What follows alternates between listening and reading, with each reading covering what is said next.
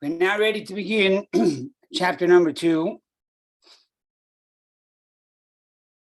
We spoke up until now in the Maamar that the Medrash tells us the Jewish people tell God, we would love to study Torah day and night, but what can we do? We have no time. God responds, put on tefillin.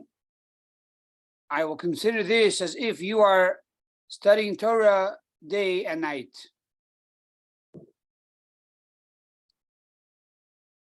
What is the connection between tefillin and Torah? As we shall soon explain, that both tefillin and Torah represent intellect, and the creation of the world is connected to emotions and time and space. So we say we have no time within the realm of creation. But tefillin and Torah are beyond the creation, and therefore by putting on tefillin, one now acquires the same attributes of Torah,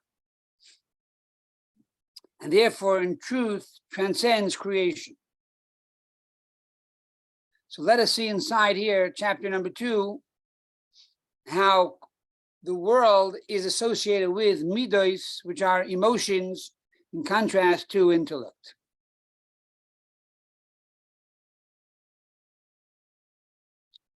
Chapter number 2. Be it in Milas Torah, and to understand the greatness of Torah, Yuva Maamar, we can understand this by these teachings and the statements of our rabbis. As it states, 2,000 years the Torah preceded the creation of the universe. Perush Kadma, what does it mean? It preceded Ein Pirusha Bisman. It cannot mean literally that it preceded the world 2,000 years before creation. Why not? Because both time and space are a creation, and they were therefore new and created at the time of creation. And therefore, preceding creation, there was no such thing as time and space. It never existed. Rather,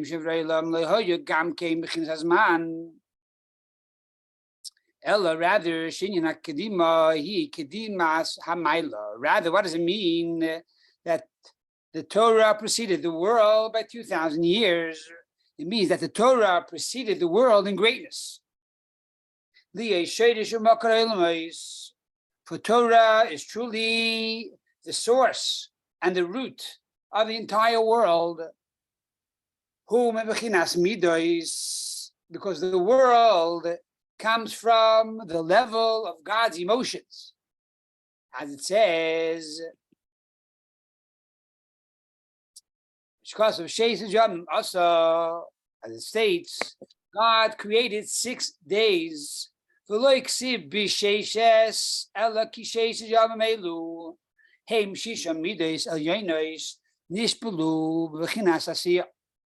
rather, what does it mean God created the world in 6 days? He created 6 days. He created 6 emotions.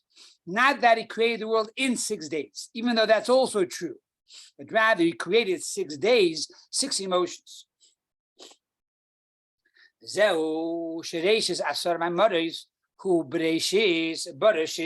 this concept is also hinted in the very first word of the Torah. What is the very first word of the Torah? The very first word of the Torah is the word Bereshis. Everybody knows that. Every 5-year-old child says, what is the first word of the Torah? Bereshis.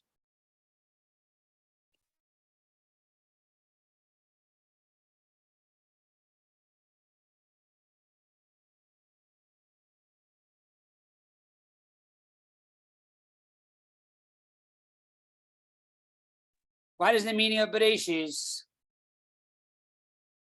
So the Rebbe Marash quotes here from the Zohar. Zohar says the word Bereshis is actually 2 words. Bereshis. God created 6. In other words, before he created the world, he created the 6 midos, the 6 emotions, the 6 attributes.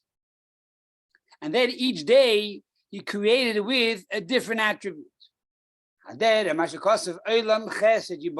says, God created the world through kindness, through the attribute of chesed. There are 2 explanations to this. What does it mean? God created the world through chesed, through kindness.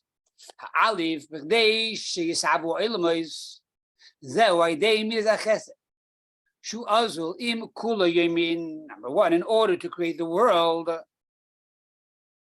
it required the attribute of chesed, of kindness, being that the world is created through emotions, being that the world is created through the attributes, the 6 attributes of emotions. He first needed to create chesed, kindness, because kindness is not only the first emotion, but rather kindness escorts all the additional emotions. In other words, even though day 2 is gevura, severity, judgment, and day 3 is teferes, mercy.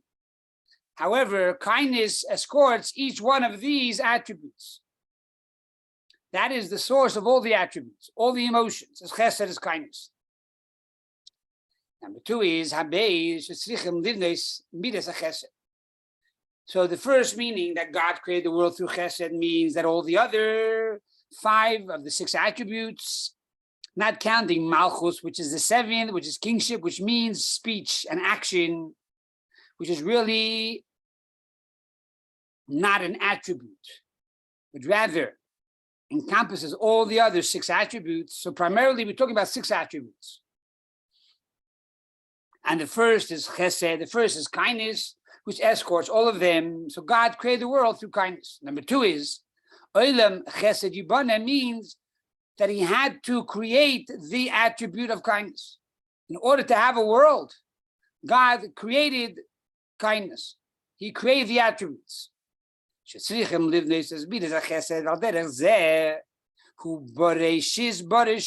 the meaning. God created the 6. Which is the building of these 6 attributes. First, God needed to build the 6 attributes in order to create the 6 days of creation, so that this would be the source of the creation of the universe and the source of the 3 major worlds of Bria, of creation, Yitzira, formation, and Asiya, action.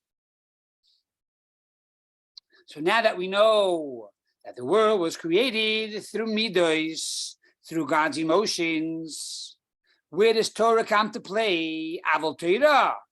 However, the Torah, Kodma Li'elam, the Torah preceded the world. This Eiraisa Mechachma Nafkis. Because Torah, Eiraisa, which is Torah, in Aramaic, Torah is called Eiraisa, the light of God. Mechachma Nafkis comes from the attribute of chachma, of intellect, of wisdom.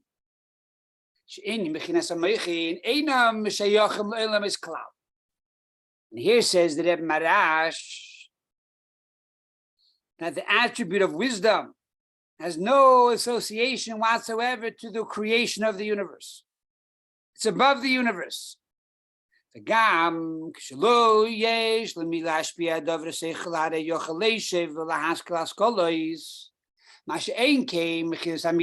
we see this in our daily life. A person can sit and meditate and learn Torah for himself, or intellect, or read the newspaper, and meditate and contemplate these ideas without anyone else in the room. And furthermore, on the contrary, when you have children running around or other people running around, while you're trying to understand a deep intellectual idea, it confuses you. So intellect is something which is really introverted. It's something which really you do on your own, alone. And therefore it's above the world. In contrast, when we talk about your attributes of emotions, for example, the attribute of kindness.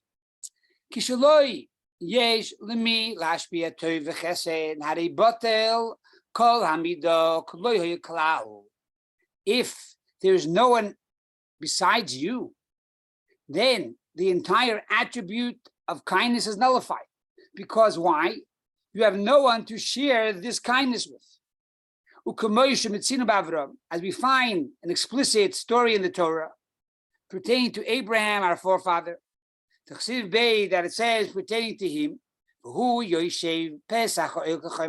says that he sat at the door of his tent after the circumcision, on the third day of the circumcision.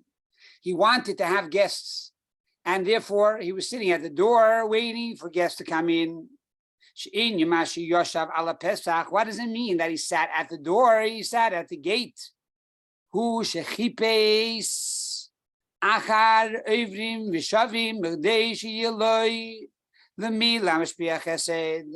He was waiting for wayfarers, for guests, in order that he could administer, he could share his kindness with others.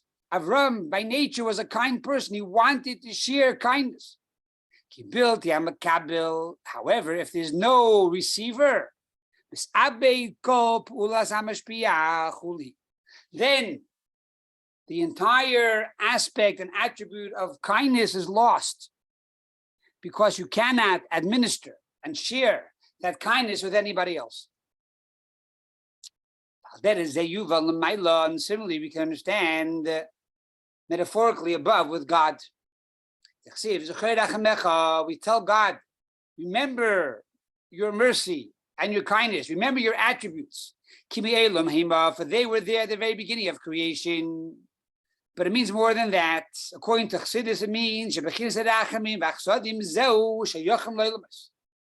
rather it means, according to Chassidus, remember God, that your kindness and your mercy only came into play when you created the world. Because without the world, without sharing this with human beings, with humankind, these attributes could not exist. As we said earlier, that the world was created through kindness. That God needed to create kindness and build kindness. As we explained, we needed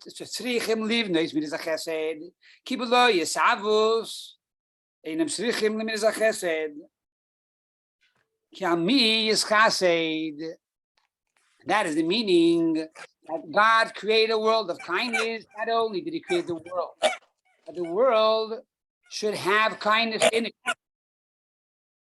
which is of course true, but rather that God first needed to create kindness in order to create the world. Because if there would be no world, there would be no purpose of kindness. For on whom God should you practice and administer kindness with? And this is now the definition of the opening words in the Kabbalistic book of the Eitz Chaim, written by Rabbi Chaim Vital from his master, the Arizal. And this is the meaning when it entered into God's desire, that God desired to want to do kindness with his creations. What does that mean? In other words, because the nature of good is to do kindness. And being that God is the ultimate of good,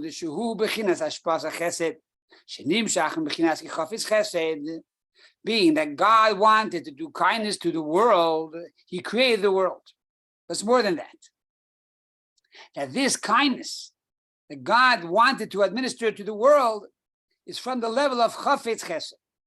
That God desired kindness. It means that the kindness was in the level of God's desire, which is a level beyond intellect, implying the enormous and magnanimous amount of kindness that God wanted to administer to the world.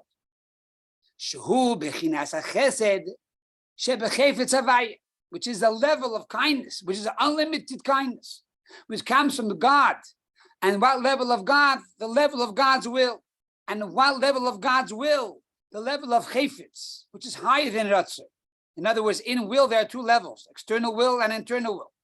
The external crown and the internal crown. This comes from God's internal crown, his desire to do kindness to the world.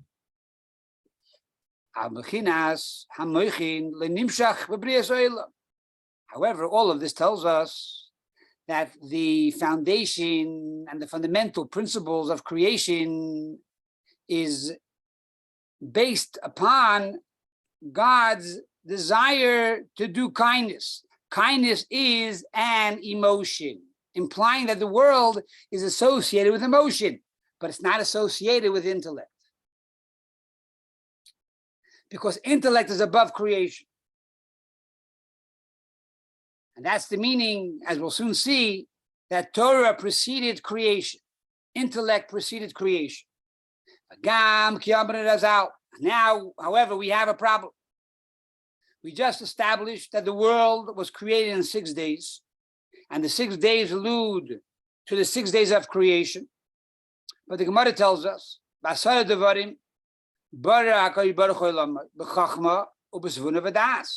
we find over here that the Talmud says that God created the world with 10 things. We also know that God created the world with 10 utterances. But here the Gemara tells us specifically, he created the world with intellect, understanding, and knowledge, which means that the world is created with intellect.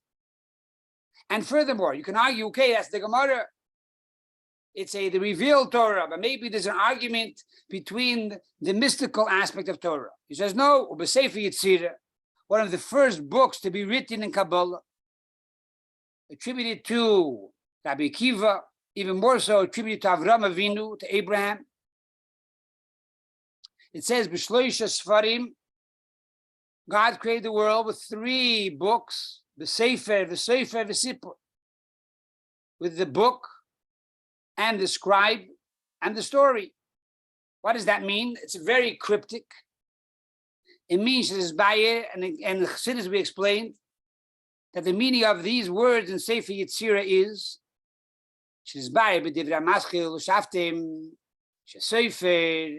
when it says God created the world with the scribe, this alludes to the scribe who's writing the book, because that alludes to the attribute of intellect. As I say, like the scribe who writes the book, he has all the intellect in his mind, and now he wants to put it down into paper. And now he put it down into the book. The book is Bina, understanding. And furthermore, metaphorically, we see when a person begins to write, and we have many authors amongst our listeners, when you begin to write your thoughts down on paper, you begin to elaborate on these thoughts. It becomes clearer. That is the attribute of Bina. So God created the world with Chachma, Bina, and Das. So why did we establish that 6 days means only the 6 attributes?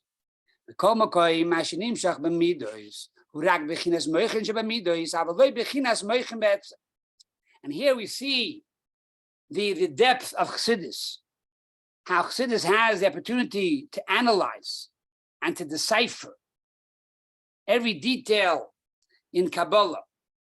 And Chassidus introduces the idea, what we call moichin shebamidus.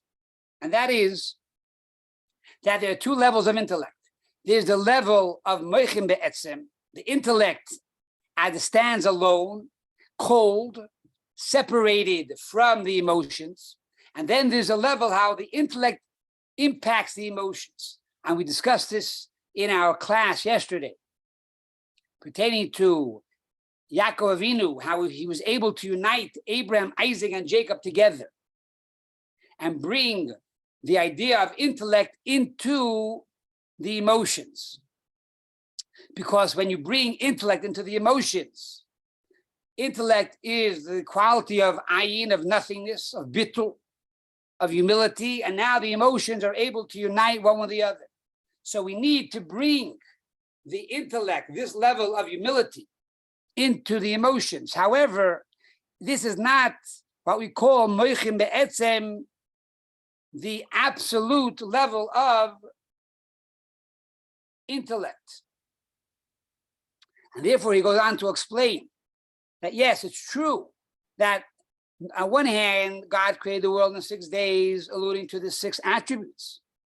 On the other hand, the Gemara says God created the world with intellect, understanding, and knowledge, but that is only how it is associated with the emotions, with the attributes of emotions, but not true intellectual Torah or moichim be'etzem, the essence of the mind, the essence of intellect. That remains aloof from creation.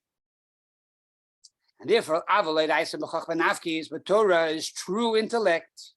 And that is the meaning that Torah preceded the world by 2,000 years. We're going back now to the opening statement in chapter number 2 that we said earlier that Torah preceded the world by 2,000 years. We asked the question, how could Torah precede the world by 2,000 years if before creation there was no time and space? And we began to answer that it means that Torah is greater than the world. It preceded the world in greatness. But here he goes on to say more than this.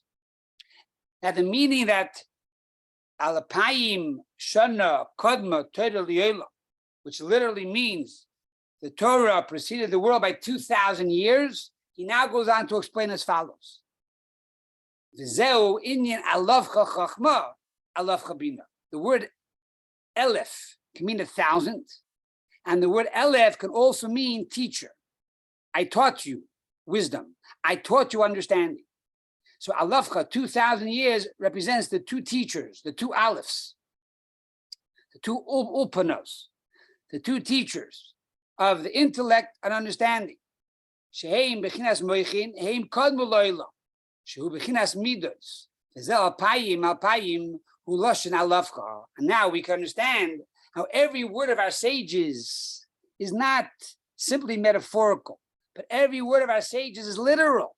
When it says that the world was created, or rather Torah preceded creation by 2,000 years, and it uses the word alavcha, it literally means that the Torah, which is the teacher of intellect, and Torah, which is the teacher of understanding, preceded creation.